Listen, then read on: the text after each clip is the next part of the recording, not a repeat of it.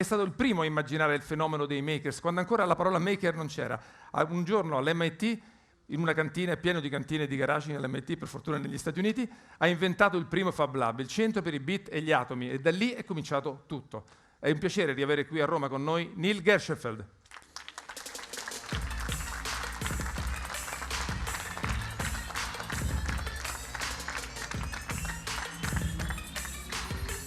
Sorry, that's yours. Thank you. I see the future of Italy in this room. And I want to tell you there's a great bridge from Bob Dylan to what we're doing today. Bob Dylan's son is Jesse Dylan. He's a documentary filmmaker. He made the movie about Obama, for example, and he just released a beautiful documentary about Fab Labs. We met at the United Nations, and he was so excited. So I'll share that with Ricardo to share with you the movie from Bob Dylan's son about what today's meeting is about. So, I did an interview in the first issue of this strange magazine, Make. Make wasn't yet a word, and they were just figuring out what this magazine was, and they came to talk to me in that first issue about, we're starting this magazine about making things. So what I want to do is tell the story of what happened between then and now and how many things we didn't expect. So I'm going to spend a little bit on the science behind making, and then a bit on the really surprising global implications. Good. So the story starts here. Communication became digital, computation became digital. In 1952, MIT connected the first computer to a manufacturing machine to make things. So that's the birth of, you could think of it as making, of digital fabrication. But that's $1 million machine. From there, this is what we do today. We do rapid prototyping of rapid prototyping. We use our machines to make the machines. So these are machines made with the machines. So rather than buying $1 million machine, you go to a lab with machines and you make a new machine. So that's what we do today. But these have a problem, which is they represent like the early days of computing when software just did one thing rather than being modules. So what we do now, next, is we make machines that can do many things. And so this is a machine construction kit. And there's some background audio if you want to bring that up. And what this is parts of a machine that are also parts of networks, that are parts of computers, that are parts of software. And in this case, we had a NASA scientist visiting, and he wanted to make a hot wire cutter to make an airfoil for a wind tunnel test. And so you compose parts of a machine, and in this case, it's a hot wire cutter to make airplane parts, and then you take them apart and make a different machine. So it's now not just machines making machines, but it's rapid prototyping of rapid prototyping the machines, so the machines can be different for every project. So that's the next step in. The step that after that is that cuts or prints. The basic research is assembling and disassembling, actually digitizing the very material. So at the top is like Lego, but it's nano Lego. It's Lego. The scale bar there is a few hundred nanometers, meaning it's like, tens of atoms across in the little parts. So it's nano Lego, and then this machine is a nano assembler. It's an assembler like a kid playing with Lego, but it has a feedstock of nano Lego to make almost anything, not by cutting and printing, but assembling, which is the same way that your body works. You're made by nano assembly. So that's the next step in after that. But now you need design tools. And so this is a design tool to design with nano Lego. And so what you do is you design parts that have properties of materials. You start figuring out how to snap them together. And then you give them functions. And so this is now a motion system. And then once you can do that, you can then design walking systems. And then once you can design walking systems, you can design whole robots out of these assemblers. And then where it gets really, really interesting is this. This is a design And this is the heart of what we're doing in the research. This is a design for an assembler that assembles assemblers out of the parts that it's assembling. So this is a design for a self-reproducing machine, and it turns out that's the secret of life. You're made out of a molecule that builds with one molecule a second, but by making assemblers out of assemblers, you can make an elephant. And so we're making these a lot like biology. There's a hierarchy in the machine design that looks a lot like how biology works to make these self-reproducing machines. And so it's really creating life in materials.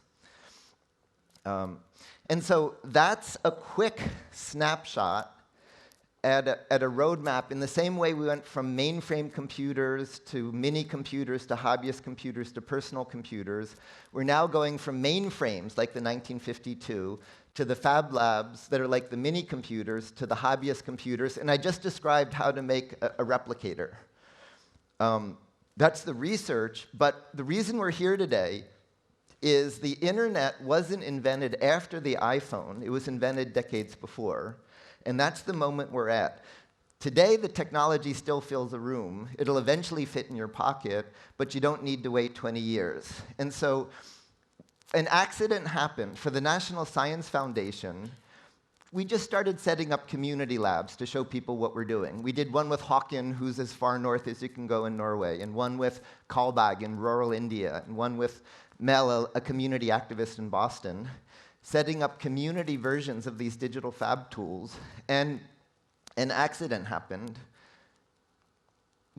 The accident is there's 1,000 now, and the doubling time is every year and a half. Our vision was 1, and it's been doubling for a decade. It's just a straight line doubling for a decade. So all over the world are these digital fabrication labs.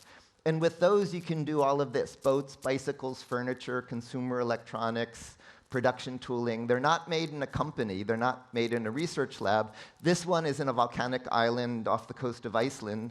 Can make all of that. And so the first surprise was that spread. To keep up with it, initially, we had people sit in on classes at MIT. And so these are a few people from Fab Lab sitting in on my class at MIT to make things. In the most recent cycle in this Fab Academy, we had about 100 labs participating, where we bring the campus to the student. It's not online. Students are in groups locally, a number of these in Italy, with machines and mentors locally, and then we connect them globally. And so this was homework from the last time we did it. This was a student's project. Ooh, if we go back one. If you can reverse one and play the video, if all goes well. So this was a student's homework assignment in the class. He wanted to make food. And so in the first week of class, all he could do was make a sketch. In the second week, he learned design tools, and so he's making a model. In the third week, he's learning small-scale fabrication. He's making a prototype. Large-scale fabrication, making a big one. Then around now, he's doing the plumbing, the lighting, and then he's starting to learn to design electronics. And so around here, he's designing the controls.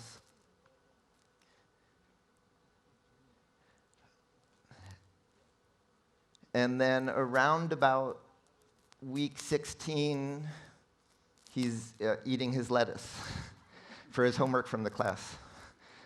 And so all of that was one person in a fab lab learning those skills. And so this Fab Academy has grown into a class how to grow almost anything using this lab network to teach biotechnology. And the newest class we're doing is with Olafur Eliasson, the great artist, on not how to make almost anything, but why make almost anything. Why do we make it? What are the implications of making? And that'll be starting next year. To keep up with this growth, we've spun off a business platform. I see Fiore over there, who helped create it from the lab in Cascina. A jobs bank. It turns out there's huge demand for people with the skills coming from this unconventional background, so to create jobs to hire these people. In turn, that's led to things like, this is the mayor at the time of Barcelona, Trias. Great design sense, 50% youth unemployment. Whole generation can't work. Each of those flags is a Fab Lab getting set up in Barcelona as part of the urban infrastructure. The idea is the city provides electricity or clean water. Now it's providing means to make as part of the infrastructure of the city. He started a 40-year countdown to urban self-sufficiency, to bits come and go freely, but the atoms stay in the city. Consumers become creators. That was in Barcelona. We did the same thing with the White House, celebrating making. We brought high-power lasers literally outside the window of the Oval Office. So Obama loved it. Security wasn't so sure. But the real point of this was that the new jobs aren't coming back to the old factories. They're coming back to this world of personal fabrication. So in turn, that led to this project run by Tomás Diaz, who might be here, which is self-sufficient cities. A number of cities are joining Barcelona to commit to this countdown to bits come and go freely, but instead of products made far away and trash going to trash dumps, the atoms stay, doing bits to atoms and atoms to bits, creating this whole network of self-sufficient digital fabrication cities.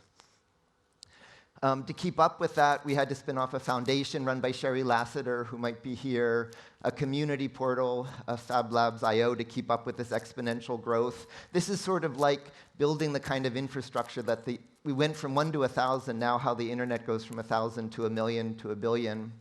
And then most recently, we ran a lab at the United Nations General Assembly, which was the biggest gathering of heads of state, where the Sustainable Development Goals were rolled out.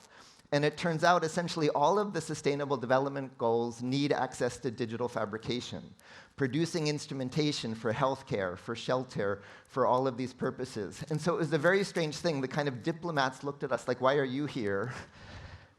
And we weren't sure why we were there. But the White House wanted to show not just problems, but solutions. And so it turns out really all of the sustainable goals rest on turning data to things and things to data. And most recently, what that turned into is with the International Committee of the Red Cross and the UN High Commissioner for Refugees, they're taking this whole global lab network and doing an overlay to use it for humanitarian relief, to make a global humanitarian lab. And I'll end with this. Finally, if you step all the way back, on the home edition of the movie The Martian, this is a program I did with NASA and 20th Century Fox on the science of going to Mars. And I'm explaining how to go to Mars without luggage, meaning how you use digital fabrication to bootstrap a whole civilization. And that's really what we're doing. It's sort of a do-over. We're not perpetuating the Industrial Revolution, we're completing it. We've digitized communication, we've digitized fabrication, communication, we're now digitizing fabrication, and it's the future of the planet, and you're the future of Italy. Thank you.